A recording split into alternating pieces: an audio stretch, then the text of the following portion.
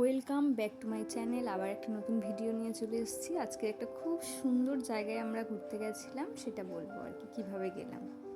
তো আমরা বাড়ির থেকে মোটামুটিভাবে তাড়াতাড়ি বেরিয়ে গেছি 10:30টার সময়। 10:30 থেকে আমাদের শিয়ালদা পৌঁছাতে মোটামুটি একটা টাইম লেগেছে। 12টা 5-এ আমাদের শিয়ালদা থেকে বর্ধমান যাওয়ার ট্রেন ছিল। তো আমরা সঙ্গে সঙ্গে মানে বেশি টাইমও পাইনি হাতে, তাড়াতাড়ি করে আমরা মোটামুটিভাবে শিয়ালদা থেকে ট্রেন ধরে নিয়েছি বর্ধমান যাবার। আর ট্রেনটা ছিল তোমার গ্যালোপিন, যার জন্য সবগুলো স্টেশনেও দাঁড়াবে না, জংশনগুলোতে দাঁড়াবে, তার জন্য অসুবিধাও হয়নি। আর আমরা যেদিন বেরিয়েছিলাম এত গরম ছিল, বাইরে 37 টেম্পারেচার ছিল, তার মানে গরমটা কেমন বোঝাই যাচ্ছে। বাইরে দিয়ে যেন গরম আগুনের গোলা আসছে আর কি ট্রেনের মধ্যে। তারপরেও আমরা সবাই মিলে বেশ আনন্দ করতে করতে গেছিলাম। আমরা যেখানে বসেছিলাম সেখানে প্রচুর ছোটো ছোটো বাচ্চাও ছিল, তাদের ফ্যামিলিও ছিল। আমাদের বাড়ির আশেপাশের থেকেই সব গেছে আর কি, প্রায় অনেকজন। আমরা প্রথমে চিনতাম না, তারপরে যখন কথা বলতে বলতে সব আলাপ হলো, তারপরে দেখলাম না সব এখান থেকেই, সব কাছাকাছি থেকেই সব গেছে। তো বেশ ট্রেন জার্নিটা আমাদের খুব সুন্দরভাবে সবাইয়ের সাথে গল্প টল্প করে, খাওয়া দাওয়া, ট্রেনে কোনো খাবার আমরা বাদ দিই না, যাই ওঠে সব কিছুই খেতে থাকি, দেখি আর কি কোনটা কেমন জিনিস খেতে লাগে। তো আমরা খেয়ে দিয়ে মোটামুটিভাবে আমাদের গন্তব্যস্থলে পৌঁছে গেছি। এই হলো সেই বর্ধমান স্টেশন। আমরা বর্ধমান স্টেশনে নেমে গেছি। আমাদের এটা 2.5 ঘন্টার জার্নি ছিল। শিয়ালদা থেকে বর্ধমান পৌঁছাতে গ্যালোপিন ছিল বলে আমাদের ট্রেনগুলো যদি জংশন স্টেশনে দাঁড়িয়েছে, তার জন্য আমাদের মোটামুটিভাবে ওই 2.5 ঘন্টা টাইম লেগেছে। তো এখানে এসে আমরা দাঁড়িয়ে আছি, এতগুলো স্টেশন আমরা বুঝেও পারছিলাম না কোনটা দিকে নামবো, কোথা দিয়ে বেরোবো, যেহেতু আমরা প্রথমবার এখানে ঘুরতে আসছি। তারপরে মোটামুটি জিজ্ঞাসা করে, 2-1জনকে জিজ্ঞাসা করে তারপরে দেখলাম যে স্টেশন থেকে এরকম বাইরে বেরিয়ে আমরা অটো পেয়ে যাব। তো অটোটা আমি একবার বলে দেবো, এই যে সামনে যে টোটোগুলো দেখা যাচ্ছে, আমরা যে টোটোতে এসে বসেছি স্টেশনের পাশে, এখান থেকে টোটো না ধরাই ভালো, কারণ এখান থেকে টোটো ধরলে ভাড়া তো অনেক বেশি নেয়, আর বেকার বেকার টাইম লস হয়, যাতে মানে প্যাসেঞ্জার না হলে অনেকক্ষণ বসে থাকতে হয়। ওর থেকে আমরা যদি একটু হেঁটে মেন রোডের দিকে বেরিয়ে যাই, ওখানে অজস্র মানে টোটো অটো সব কিছু পেয়ে যাব, আর সময়টাও মোটামুটিভাবে বেঁচে যাবে, আর ভাড়াটা তো অবশ্যই। ওখানে আমাদের প্রচুর এক্সট্রা ভাড়া নিয়েছিল, আমাদের লোক হচ্ছিল না, আমাদের রিজার্ভ করে যেতে হয়েছিল। তো আমরা যেখানে যাব আমাদের সেই গন্তব্যস্থলে মোটামুটিভাবে চলে এসেছি। এটা হলো বর্ধমানের 108টা শিবের মন্দির। মন্দিরে ঢুকেই এরকম একটা শিবের আর পার্বতীর দর্শন, মানে ভাবার বাইরে আর কি। তো আমরা দর্শন করে, ওখানে একটা বড় পুকুর ছিল, হাত পা ধুয়ে আমরা এরকম মন্দির দর্শনে 108টা শিব মন্দির ঘুরে দর্শন করা, এটা তো সৌভাগ্যেরই বিষয়। আর আমরা ঘুরে ঘুরে শেষই করতে পারছিলাম না, 2 ঘন্টা লেগেছে আমাদের মন্দিরগুলোকে পুরো কমপ্লিট করতে। আর ওই দুপুরবেলা রোদের মধ্যে আমরা যখন গেছি প্রায় 4টে বাজে, আর ভীষণ গরম।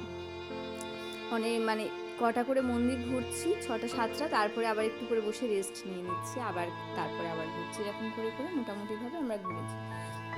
তবে আমার এখানে একটা খুব জিনিস খারাপ লাগছে, এখানে আমি প্রথমে যখন মন্দিরে প্রবেশ করেছিলাম, ওখানে কিছু সন্ন্যাসী আর সন্ন্যাসিনী বসেছিলেন, ওনারা আমার সাথে কথা বলতে চাইছিলেন। আমি মানে তখন আমার বাড়ির থেকে ফোন গেছিলো, আমি বাড়ির ফোনের সঙ্গে কথা বলতে বলতে ওনাদের সঙ্গে আমার কথাটা খুবই অল্প টাইমের জন্য হয়েছে। কারণ ওনাদের মানে দেখে মনে হচ্ছিলো ওনারা আরও একটু কথা বলতে ভালোবাসছিলেন আমার সাথে কথা বলতে। তো আমি সেই টাইমটা ওনাদেরকে দিয়ে উঠতে পারিনি, তার জন্য ক্ষমা চাইছি যদি আমার ভিডিওটা দেখে থাকো তো সবাই। তো আমার উচিত ছিল আমার আরেকটু আপনাদের সঙ্গে কথা বলার, কিন্তু হয়ে ওঠেনি, আর কি করব। সময়ের অভাবে, আমাদের যেহেতু একদিনের ট্রিপ ছিল, আমরা গিয়ে আবার ফিরে আসব, তো আমাদের পক্ষে পুরো টাইমটা ম্যানেজ করা ভীষণ মানে কি বলবো আর কি, এরকম একটা ব্যাপার আর কি। খুব শর্ট টাইমের মধ্যে আমাদের এই জিনিসটাকে আবার ফিরতে হবে, যেহেতু আমরা 2জন মেয়ে ছিলাম, বেশি রাত করলেও চলবে না। তাই এই পরিবেশ আর এই যে 108টা মন্দির, এখানে এলে না মানুষের একটা আলাদাই মানে মনের মধ্যে দিয়ে একটা আলাদাই একটা শান্তি মনে হবে। আর পরিবেশটা নিয়ে তো কোনো কথাই হবে না, দেখেই বোঝা যাচ্ছে ভিডিওতে কত সুন্দর পরিবেশ, চতুর্দিকে গাছ গাছে ভরা, আর অনেকগুলো পুকুর রয়েছে যেখানে আমরা আরামসে গিয়ে বসে একটু হাত পা ভিজিয়ে নিতে পারবো, কিংবা একটু ঠান্ডা জলের বাতাস আমরা নিতে পারবো। আর তার সঙ্গে সঙ্গে তো ভগবানের এই যে দর্শনটা সেটা তো রয়েছে, খুবই শান্তির। আর যদি একটু মানে বেলাটা যদি একটু পড়ে যেত আর কি, একটু বিকেল বিকেল টাইম হতো আরও ভালো লাগতো। আর আমরা তো যেহেতু ফিরবো তার জন্য আমাদের 6টার মধ্যে আমাদের ঘোরা কমপ্লিট করতে হবে। তার মধ্যে 6:30টার থেকে আমাদের ট্রেন ছিল বর্ধমান থেকে ব্যাক করার আর কি। আমরা যাওয়ার সময় শিয়ালদা থেকে গেছি, কিন্তু ফেরার সময় আমরা ফিরবো হাওড়া হয়ে, কারণ শিয়ালদার ট্রেন তখন ছিল না। তো আমি এখানে ঢোকার সময় আমি ঘন্টা বাজাতে ভুলে গেছিলাম, কারণ আমরা ভুল দিক দিয়ে ঢুকে গেছিলাম আর কি। সেক্ষেত্রে আমাদের ফেরার টাইম হয়ে গেছে। তখন বললাম বাবা এই সামনেই এত সুন্দর জায়গা ছিল, এটাই তো ঘোরা হয়নি।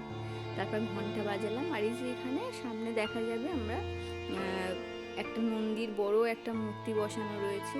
কত বড়, এখানে ক্যামেরাতে ঠিকঠাক করে দেখা যাচ্ছে না, অনেকটাই বড় মন্দির, মানে নন্দীর যে মূর্তিটা আর কি অনেকটাই বড়, অসাধারণ।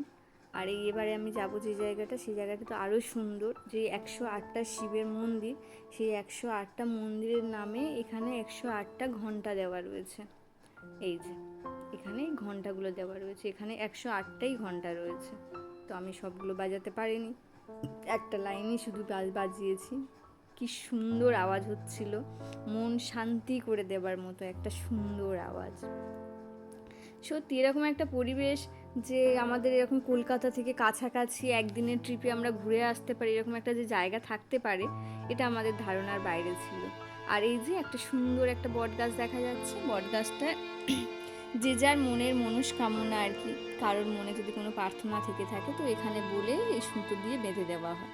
তো আমাদের এতটাই টাইম কম যে আমরা কোনো কিছুই করতে পারিনি এখানে সেভাবে, আমরা শুধু প্রণাম করে মোটামুটিভাবে আমাদের বেরিয়ে আসতে হয়েছে। আর এই টাটা করে আমাদের এখন এখান থেকে বেরিয়ে আসছি, কারণ এখন 6টা বেজে গেছে আর আমাদের স্টেশন আসতেও একটু টাইম লাগবে, টোটো ধরার ব্যাপার রয়েছে।